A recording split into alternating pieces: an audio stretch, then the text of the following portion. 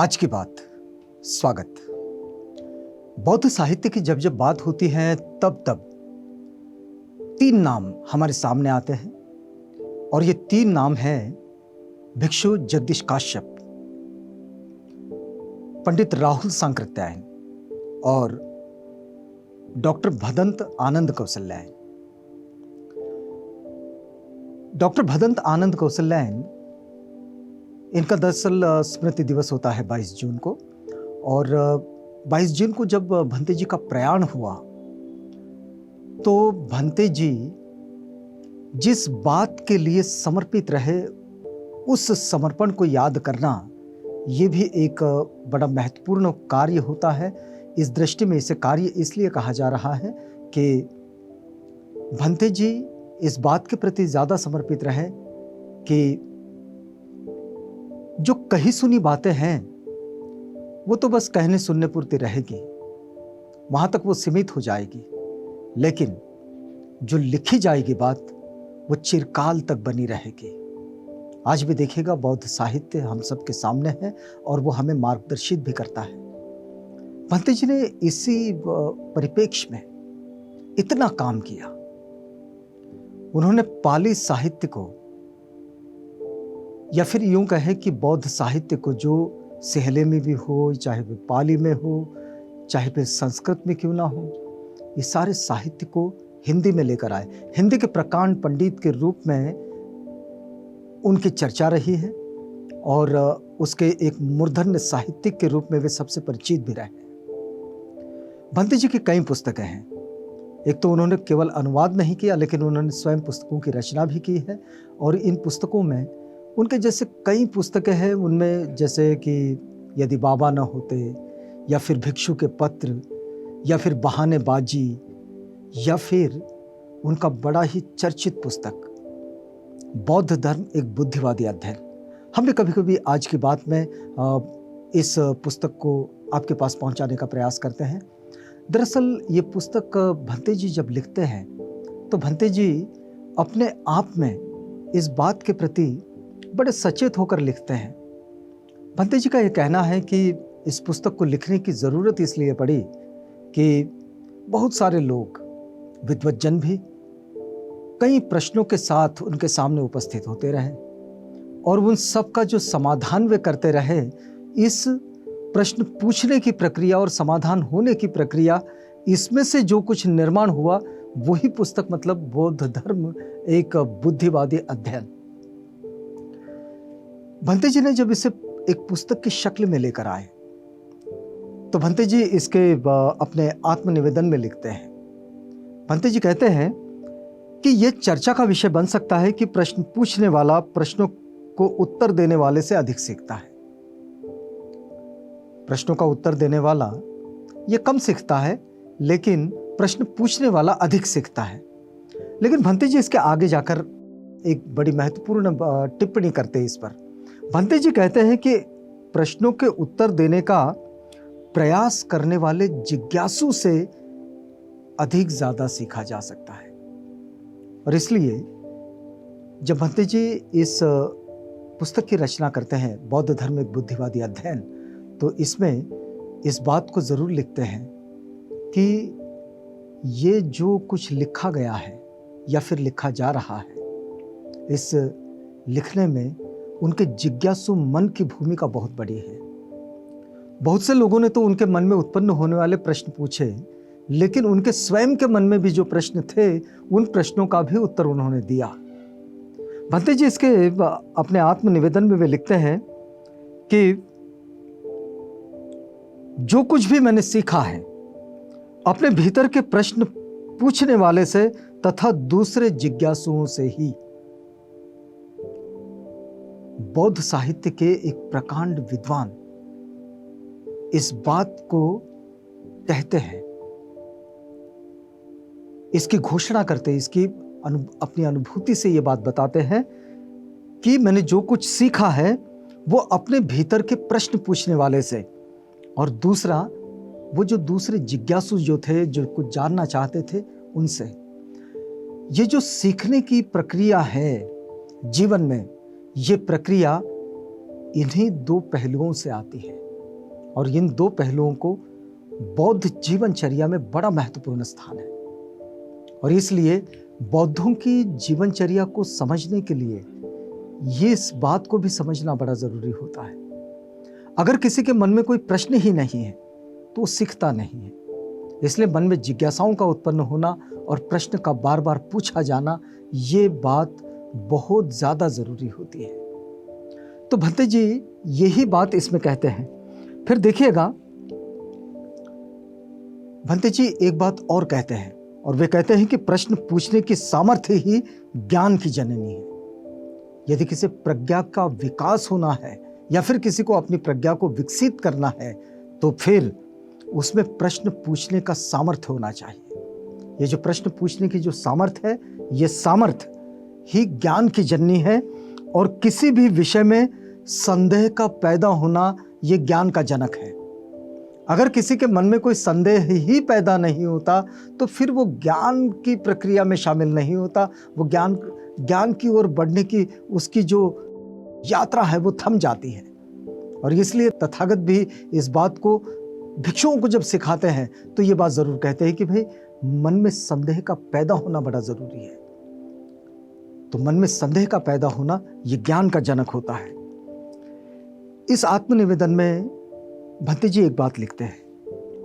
वे लिखते हैं कि इन बीते वर्षों में बौद्ध धर्म से संबंधी ऊहापोह चलती ही रही है। बहुत सारे लोगों में बुद्ध धर्म के प्रति जिज्ञासाएं हैं, जानने की बड़ी चाहत है, आज भी है।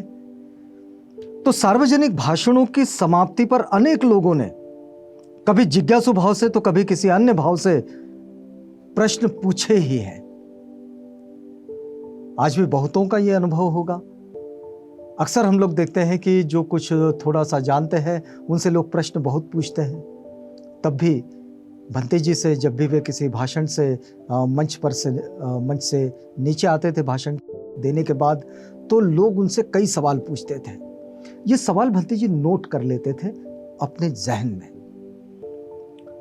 सबसे अधिक प्रश्न पूछे हैं मैंने स्वयं से।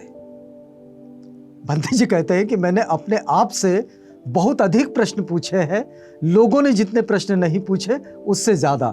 देखिएगा किसी लेखक की जो ये भावना होती है जिम्मेदारी से लेखन करने की, तो जिम्मेदारी से लेखन करने वाला लेखक जो होता है, डॉक्टर भदंत आनंद कौशल्यायन जी को यही कहा जा सकता है कि वे एक जिम्मेदार लेखक है।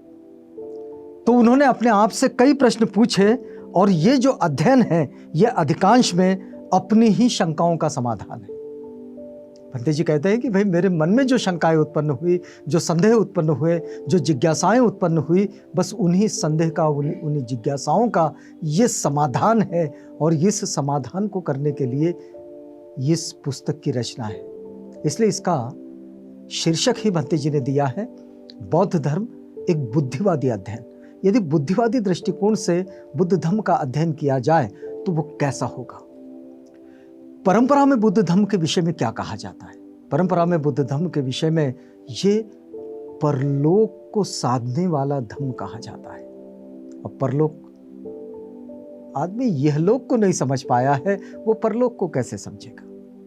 अब देखिएगा ये बात वाद विवाद का भी विषय हो सकता है, चर्चा का भी विषय हो सकता है, प्रश्न उपस्थित करने वाला भी विषय हो सकता है।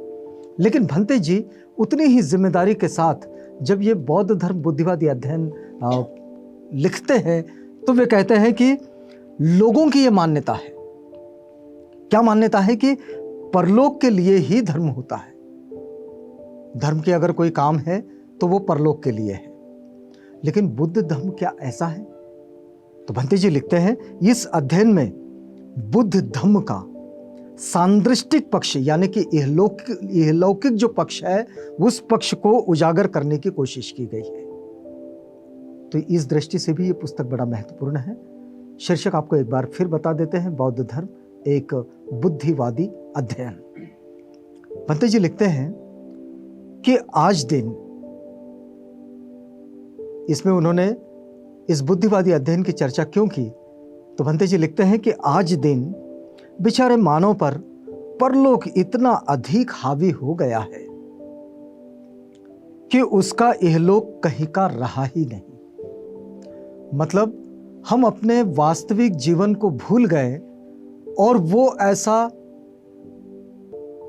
स्वप्न का जीवन, कल्पनाओं का जीवन, उसके विषय में लोग इतनी चर्चा करने लगे कि अपने इस जीवन को उन्होंने कहीं का न छोड़ा। तो भंते जी लिखते हैं कि बेचारे मानव इस पर परलोक इतना अधिक हावी हो गया है कि उसका इहलोक कहीं का रहा ही नहीं। इस अध्ययन में बौद्ध धर्म की इहलौकिक व्याख्या की गई है। इसमें इहलौकिक व्याख्या जो है वो की गई है और इस दृष्टि से भी भंते जी आगे लिखते हैं कि नरक, स्वर्ग, देव, प्रेत योनियों का अभाव किसी को भी खटकेगा। इसका अध्ययन करते हुए ये जो शब्द आएंगे, स्वर्ग आएगा, नरक आएगा, देवी आएगा, देवता आएगी, प्रेत आएगी, ये प्रेत योनियों का अभाव, ये किसी को भी खटकेगा, क्योंकि इसमें इन चीज़ों को कहीं भी कोई स्थान नहीं दिया गया है। आप परंपरा में बौद्ध साहित्य को पढ़ें तो ये शब्द आपको कहीं ना कहीं मिल जाते हैं, लेकिन इसमें इन शब्दों का अभाव मिलेगा। फिर वे आगे कहते हैं कि ये मान लिया गया कि जिसका इहलोक ठीक है उसका परलोक भी ठीक हो जाएगा। जिसने वर्तमान जीवन को, इस दुनिया को, इस जीवन को अगर उसने साध लिया तो फिर उसका बाकी का जीवन साध लिया जाएगा या फिर सज जाएगा। इहलोक का ही जिसका ठिकाना नहीं है। ये जो वर्तमान जीवन हम जो देख रहे हैं, ये जीवन इतना अस्त व्यस्त हो गया है। इस अस्त व्यस्त जीवन का यहीं पर इहलोक का ही जब कोई ठिकाना नहीं है तो उसके परलोक का क्या भरोसा। तो इसलिए इस परलोक की बातों को छोड़कर जब भदंत डॉक्टर आनंद कौशल्यायन जी ने ये बुद्धिवादी तरीके से जब बुद्ध धर्म का अध्ययन किया तो वही अध्ययन यहाँ उन्होंने लिखा है। एक जिज्ञासु के मन में उत्पन्न जो प्रश्न है, उन्हीं प्रश्नों के द्वारा इसमें बिल्कुल छोटा सा प्रश्न आपके लिए लेंगे और फिर आज की बात में रुकेंगे। इस जिज्ञासु के मन में जो प्रश्न आया है वो प्रश्न है कि क्या हर किसी का कुछ न कुछ धर्म होना ही चाहिए? क्योंकि हर कोई एक दूसरे से मिलता है तो पूछ लेता है या फिर जानने की कोशिश करता है कि इसका धर्म क्या होगा। कभी नाम से, कभी आचरण से, कभी मिलने जुलने वाले लोगों से जानने की कोशिश करते हैं यहाँ लोग। भंते जी लिखते हैं कि इस प्रश्न का उत्तर इस बात पर निर्भर करता है कि हम धर्म शब्द से क्या भाव ग्रहण करते हैं और फिर हमें धर्म शब्द को उसके व्यापक अर्थों में ग्रहण करना चाहिए। आदमी के सोचने और तदनुसार आचरण करने का नाम ही आदमी का वास्तविक धर्म है। आदमी जो सोचता है और उसके अनुसार जो आचरण करता है वही उसका धर्म होता है। फिर ये जो बौद्ध, हिंदू, ईसाई, मुसलमान, सिख, ये जो आदि धर्म है, ये भी आदमियों के सोचने और तदनुसार आचरण करने के हिसाब से ही किए गए उनके मोटे मोटे विभाजन है। लेकिन आदमी जो सोचता है और जैसा आचरण करता है वही उसका धर्म बन जाता है। तो इस तरह से एक बुद्धिवादी तरीके से जब अध्ययन करते हैं अपने जीवन का भी, अपने सामने उपस्थित मार्गदर्शन का भी, वचनों का भी और उस साहित्य का भी, जो साहित्य हमारे सामने खड़ा होता है, तो उसके सामने इसी कसौटी के साथ जब हम खड़े होते हैं तब वो चीज़ें बिल्कुल ठीक ठाक तरीके से समझ में आती है। आज अगर भंते जी को याद करते हैं तो इसी रूप में कि उन्होंने हमेशा अपने आप को तर्क के स्तर पर और बुद्धि के स्तर पर जागरूक रखा और हमेशा अपने लेखन में उसको प्रतिबिंबित किया। आज की बात में हम लोग यहाँ रुकते हैं। कल मिलेंगे आपसे किसी और विषय के साथ।